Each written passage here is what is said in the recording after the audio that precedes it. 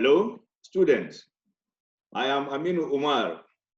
I welcome you to POL411, Political Psychology, your interesting field of political science. Like you know, this university is going visual, and gradually, things are changing from what they used to be. And it is because of that we're having this August lecture presentation. So I would like to share what I have with you. Today we're going to commence on topic 1. Topic 1 is about understanding political psychology. So I want to share my slides. I want to share the screen. I don't know if you can see it. Yes, we are seeing it, sir. Can you see the screen?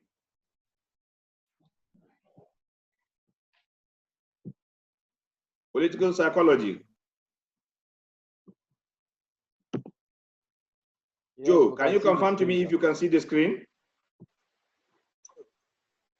Am I sharing the screen? Joe, can you confirm? No, sir. You can't see anything up to now? Yes, I can see it now. You can see the screen? I can see it now. You can see it now? I can see it. Yes, sir. Oh, you can see it now? Yes, sir. Oh, beautiful then. So let me start. The beginning of the course is topic 1. Like I have said earlier, my name is Aminu Umar. Yes, sir. And what we're about doing today in topic 1 is understanding political psychology. And I want you to listen attentively so that at the end of the class, you should be able to share a bit of what you have learned from this lesson. So,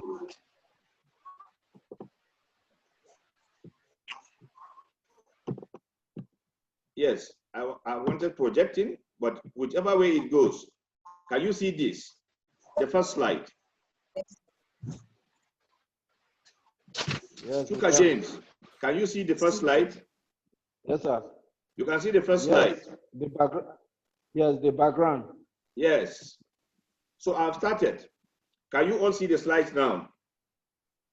Very well, very well. Beautiful. So we are starting with the teachings of William James. He said, and I quote, that the greatest discovery of my generation is that a human being can alter his life by altering his attitude of mind. What am I trying to say here? What I'm trying to say here is that the mind of the individual is what makes him a person. So your attitude, your personality is a reflection of your mind. And this course is about political psychology, POL411. How do you use this to understand the dynamics, foundation, and outcomes of political behavior using cognitive and social explanations? But like any other discipline, what I think we should do at this stage is to look at the origin of this field. How did this field develop? One, it started in Western Europe. It started in Western Europe, specifically France. And one great man is known to be the father of this discipline. His name is Adolf Bastard. Adolf Bastard's popular work is Man in History. In that work, he makes it possible for other scholars that follow to appreciate this field of political science. Okay. Sorry for the lost out. I am back again. So from his own writing, can you hear me? Yes, sir. You can all hear me. Am I sharing my screen up to now? Yes, we are here. No, you are not sharing the screen, sir. I'm not sharing the screen. Yes, sir. All right, the screen is there for you now. Am I sharing it now? No, sir. You still cannot see the screen? Yeah, no, it has come up, sir. It has come up. Beautiful. Yes. Beautiful, Chuka. You have very excellent connection there. Probably next time we'll make you to be our host. So from France, this discipline moved to other countries of the world, such as Italy. In Italy, we have great scholars such as Mosca, Pareto, and the likes of Robert Michel. They greatly assisted in making this discipline to come to fruition.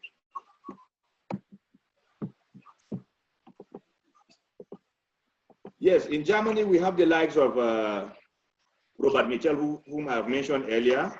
In Austria, we have the likes of Sigmund Freud, who is believed to be the father of psychology. In Britain, we have the likes of Graham Wallace. United States, the great political scientist, Harold Laswell. This is by way background of the origin of this discipline. Take a look at the screen. What can you people see? Madam Jagla, who can you identify in this screen? Chuka.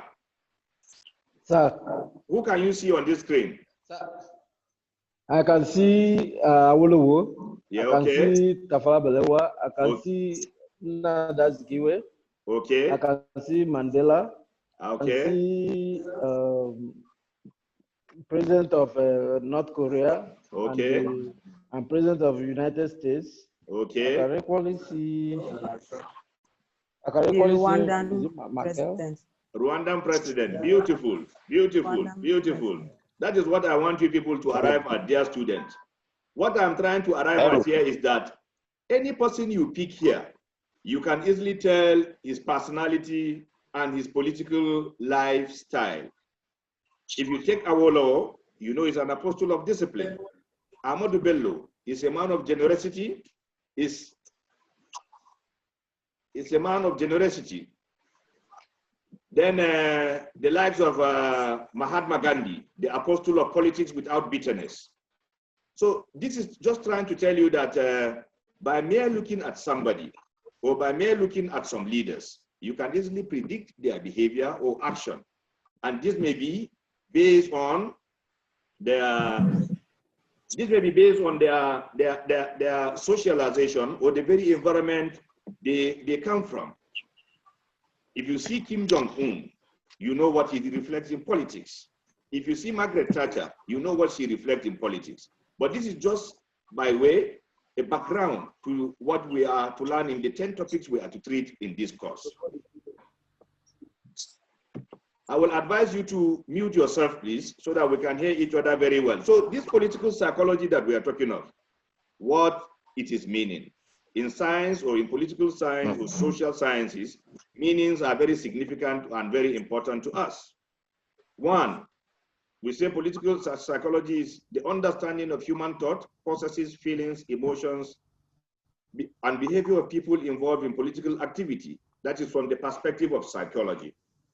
It is aimed at understanding of interdependent relationship between individuals and contexts that are influenced by beliefs, perceptions, cognition, learning strategies, information processing, attitude formation, etc., etc. So let's now look at this field of study, whether it is related to other fields or disciplines. But before projecting the slide, I want to let you know that political psychology is at the core of other disciplines. And I want you to have a good look at this slide. It is related to history, politics, psychology, sociology, economics, anthropology. When we talk about the evolution of man, people have come over ages, in particular environments, to be where they are today.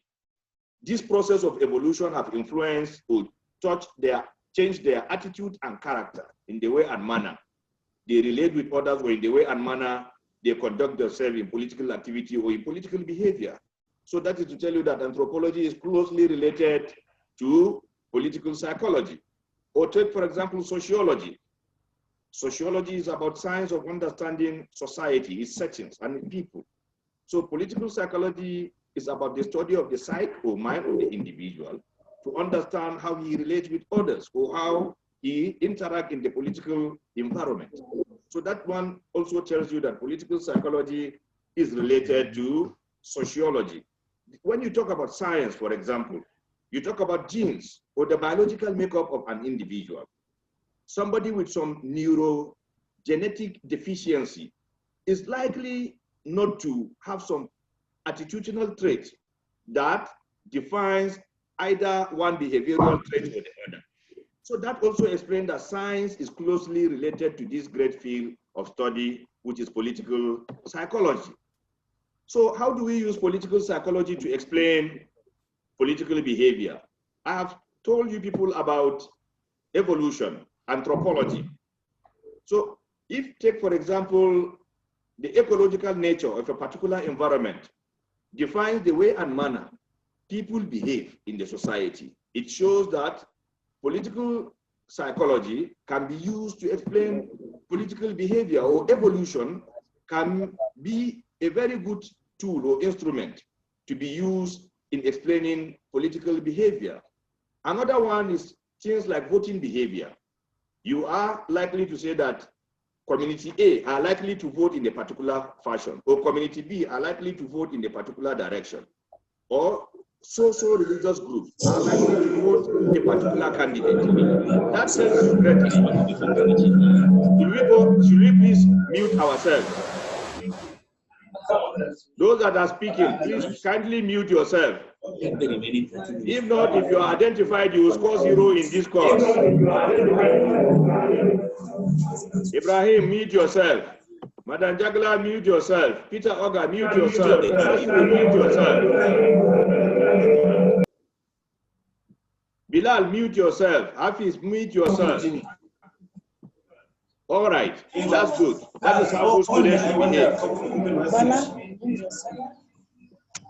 That is good. That is how good students should behave.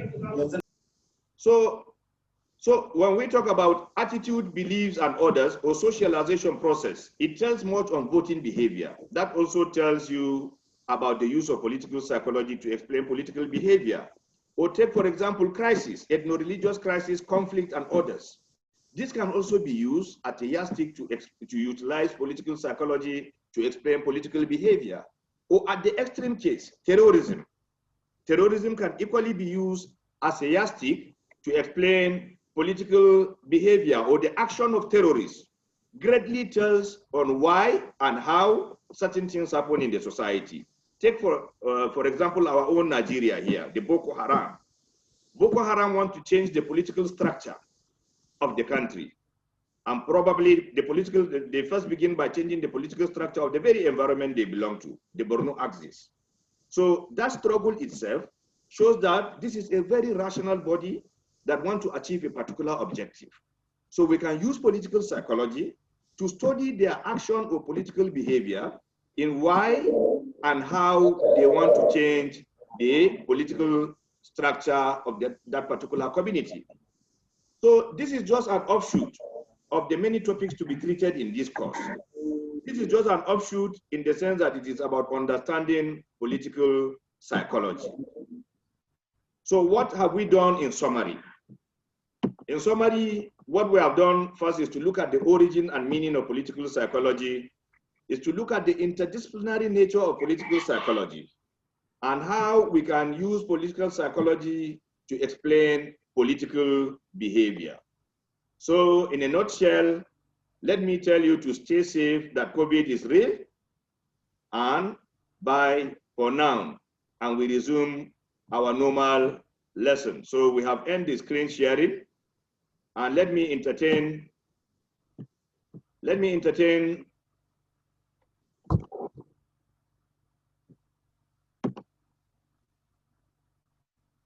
Yes, we have ended screen sharing. Let me hear from you. Question and answer session, or let me hear observations or criticism from you. Madam Jagla, what have you learned from what we have done?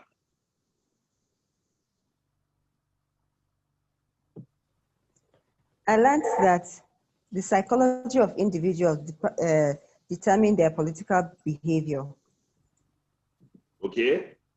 And how do you interpret that in terms of when you say the psychology of individual determining political behavior? If an individual by nature is an aggressive person, the way he will deal with how he handles his political assignments or the people that work with him in the political arena will be quite aggressive. He'll be too forward instead of maybe taking out time to study the people around him and to get perceptions of people on how to carry out tasks. Oh, that's beautiful, madam. That's beautiful. Any other contribution? Any other contribution? Joe, don't you have anything to say?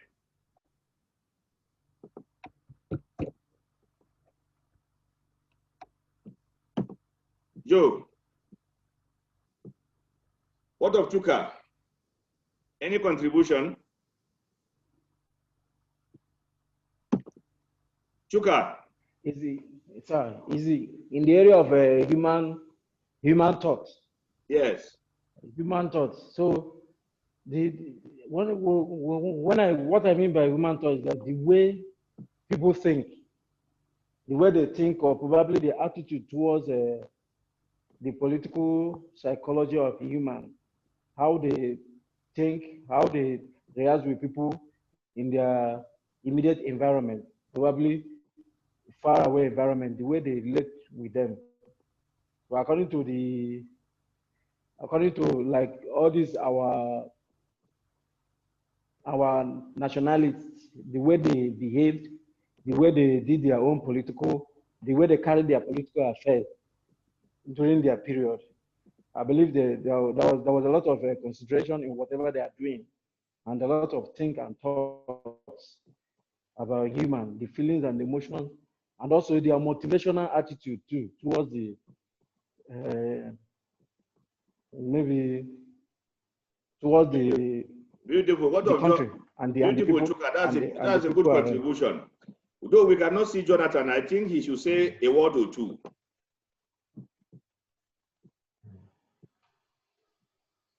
Joe, are you there?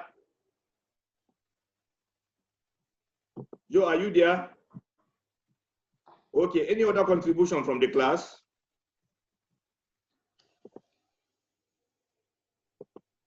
Any contribution from the class? In the absence of anything, let me thank you for joining this session. This is just the beginning of several other sessions that will come. And I want to let you know that we committed. This course is very interesting. The next discussion is going to be on personality. That is where you will begin to learn about the practical aspect of this course. So I thank you very much. And I urge those who are joining through Zoom to kindly please join with their name, not the name of their phone. So this has been an exciting one, and it's going to be interesting as time continues. So I want to thank you for joining and urge you to also join the class 5 minutes before time, because that is the best time you can get set and listen to the presentation or the lecture. So next topic 2 is going to be on personality, coming up next week. I thank you for the kind attention and say to you all, bye for now. Let's wave each other and say bye for now. Bye for now. Thank you very much, sir. And have a great evening. Very interesting, sir. Thank you. Thank you. Thank you, sir. All right, bye for